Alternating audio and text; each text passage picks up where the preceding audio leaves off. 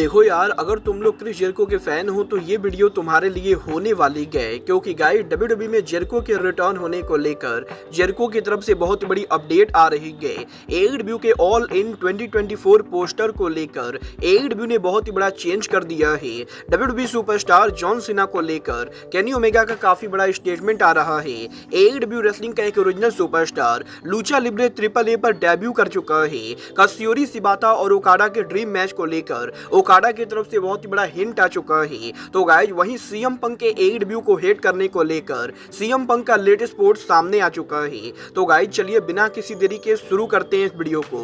और गाइज सबसे पहले बात करेंगे best in the world CM Punk की। वेल गाइज ये बात तो हम सभी लोगों को मालूम है, और यहाँ पर एडब्ल्यू हिस्ट्री के अंदर सीएम पंक एडब्ल्यू के सबसे ज्यादा कंट्रोवर्शियल आदमी थे। और गाइज जब तक पंक ने एडब्ल्यू पर काम किया तब तक यहाँ पर एडब्ल्यू के अंदर सीएम पंक को लेकर कोई ना कोई प्रॉब्लम होती रही। और गाइज एडब्ल्यू के ऑल इन के ऊपर फाइनली जंगल बॉय और सीएम पंक के ब्रॉल के वजह से आखिरकार पंक को कंपनी से फायर कर दिया गया।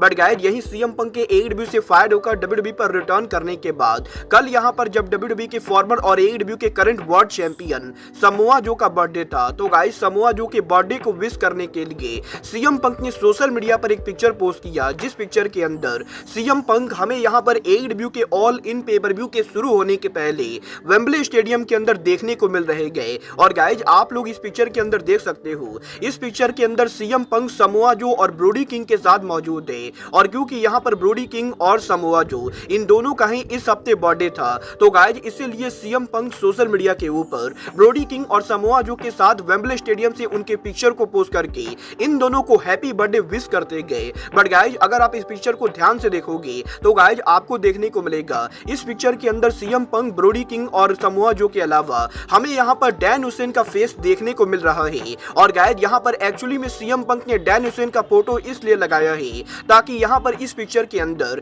एडब्ल्यू कंपनी मेंशन ना हो पाए। और गाइज क्योंकि यहाँ पर ऊपर स्क्रीन के ऊपर एडब्ल्यू और ऑल इन का लोगो लगा हुआ है, तो गाइज इसीलिए एडब्ल्यू और ऑल इन के लोगो को हाइड करने के लिए सीएम पंक डैन हुसैन का फेस का यूज करते गए। और गाइज पंक के इस पिक्चर को देखकर ये तो बिल्कुल ही क्लियर हो चुका है कि सीएम पंक अब यहाँ पर एडब्ल्यू का नाम भी नहीं लेना चाहते गए, और इसीलिए वो यहाँ पर ये मेक श्योर करना चाहते गए कि एडब्ल्यू कंपनी दूर दूर तक सीएम पंक के नाम से ना जुड़े।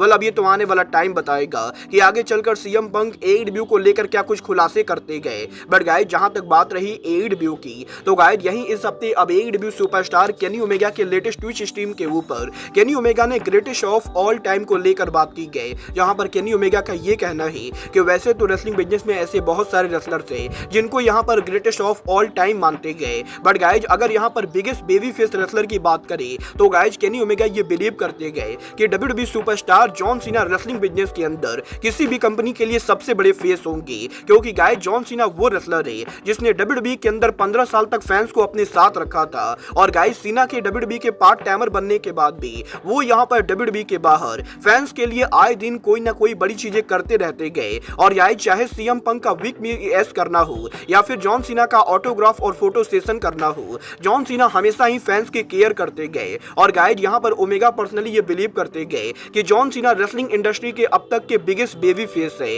वेल आप लोग ओमेगा की बात से एग्री करते हो या नहीं, आप लोग मुझे कमेंट करके बताएंगे।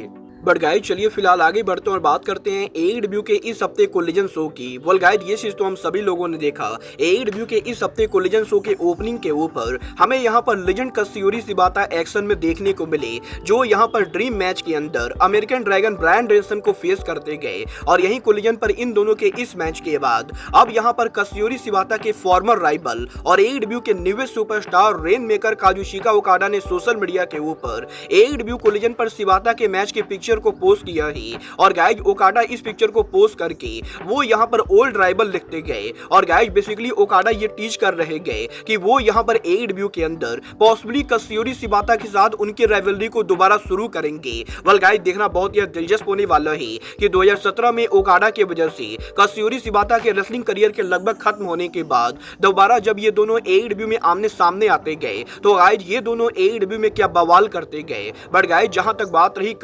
काजुशिका ओकाडा की। तो गाइस यही ओकाडा के एडब्ल्यू को ज्वाइन करने के बाद अब फाइनली एडब्ल्यू के इस साल के ऑल इन पेपर व्यू के पोस्टर को लेकर एडब्ल्यू की तरफ से काफी बड़ा अपडेट आ चुका है।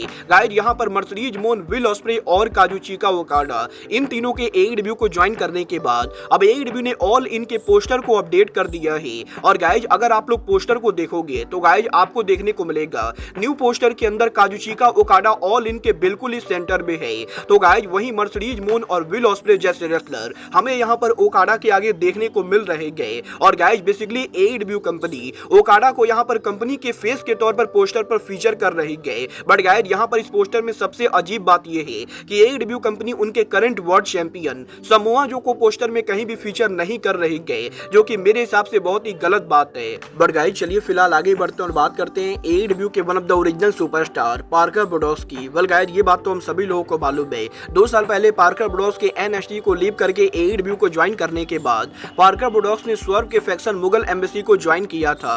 बट गाइस पिछले 1 साल से एडब्ल्यू के अंदर इंजरी की वजह से पार्कर ब्रोडोस्की एडब्ल्यू पर काम नहीं कर रहे गए। और वैसे तो पार्कर ब्रोडोस्की की इंजरी करीबन 6 महीनों से ठीक हो चुकी गए। बट गाइस पार्कर ब्रोडोस्की के मेडिकली क्लियर होने के बाद भी एडब्ल्यू ब्रोडोस्की को शो पर फीचर नहीं कर रही गए। और यही पार्कर ब्रोडोस्की के लगातार एडब्ल्यू से गायब रहने के बाद अब आज यहां पर पार्कर ब्रोडोस्की ने एडब्ल्यू की partner in promotion Lucha Libre triple A के ऊपर डेब्यू कर दिया है। गाइस यहां पर कल लूचा लिब्रे ट्रिपल ए के ऑर्गन शो के ऊपर हमें यहां पर लूचा लिब्रे ट्रिपल ए के अंदर पार्कर ब्रोडोस्की सडनली रिंग के अंदर आते हुए दिखाई देते गए और वो यहां पर ऑक्टोगन जूनियर के ऊपर अटैक करते गए। और गाइस यही पार्कर ब्रोडोस्की ऑक्टोगन जूनियर पर अटैक करने के बाद अब यहां पर ट्रिपल ए के कमेंट्री टीम ने यह कंफर्म कर दिया है कि पार्कर ब्रोडोस्की आगे भी लूचा लिब्रे ट्रिपल ए पर काम करने वाले गए। वेल गाइस क्योंकि पार्कर ब्रोडोस्की अभी एडब्ल्यू के कॉन्ट्रैक्ट के अंदर है, तो गाइस इसका मतलब ये तो बिल्कुल भी नहीं गए कि पार्कर ब्रोडोस्की के ट्रिपल ए में डेब्यू करने के बाद वो यहां पर एडब्ल्यू पर काम नहीं करेंगे।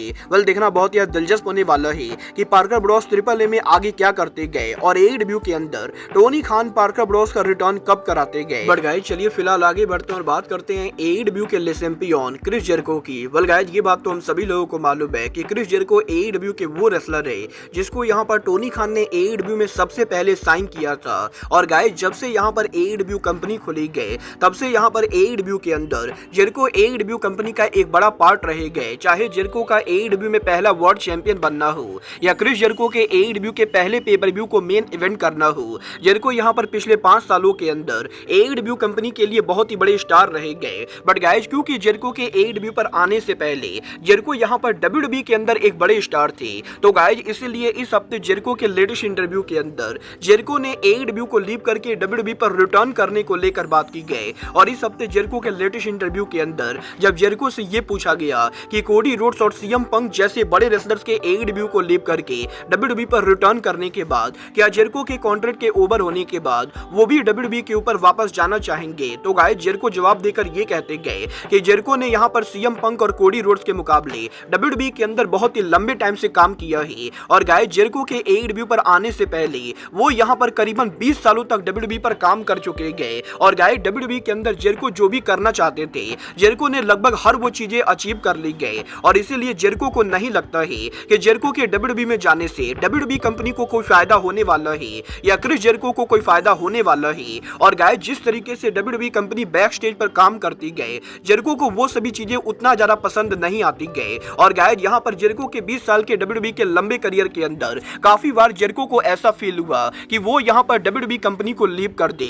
बट गाइस जेरिको के एडब्ल्यू के पूरे करियर के अंदर जेरिको को कभी भी ऐसा फील नहीं हुआ है कि उन्हें यहाँ पर एडब्ल्यू कंपनी को लीव करना चाहिए। और बेसिकली जेरिको का ये कहना है कि वो यहाँ पर करंटली एडब्ल्यू कंपनी के ताज पूरी तरह से सेटिस्फाइड है। और गाइस जेरिको ये बिलीव करते गए कि पॉसिबली एडब्ल्यू कंपनी वो ब्रांड होने वाली गए जहां पर जेरिको उनके रेसलिंग करियर को परमानेंटली ओवर करेंगे। और गाइस जेरिको ने ये क्लियर कर दिया है कि वो यहाँ पर WWE पर शायद कभी भी रिटर्न ना करेंगी। वेल गाइस मुझे लगता है अब तो WWE के अंदर जेरिको का रिटर्न सीधे हॉल ऑफ फेमर बनने के लिए होगा। और गाइस उसके अंदर अभी यहाँ पर बहुत ही ज्यादा टाइम है। बट गाइस फिलहाल के लिए अब आज के इस वीडियो में बस इतना ही। मैं मिलता हूँ आपसे अपने अगले वीडियो में। बट गाइस तब तक के लिए goodbye, good night and bang.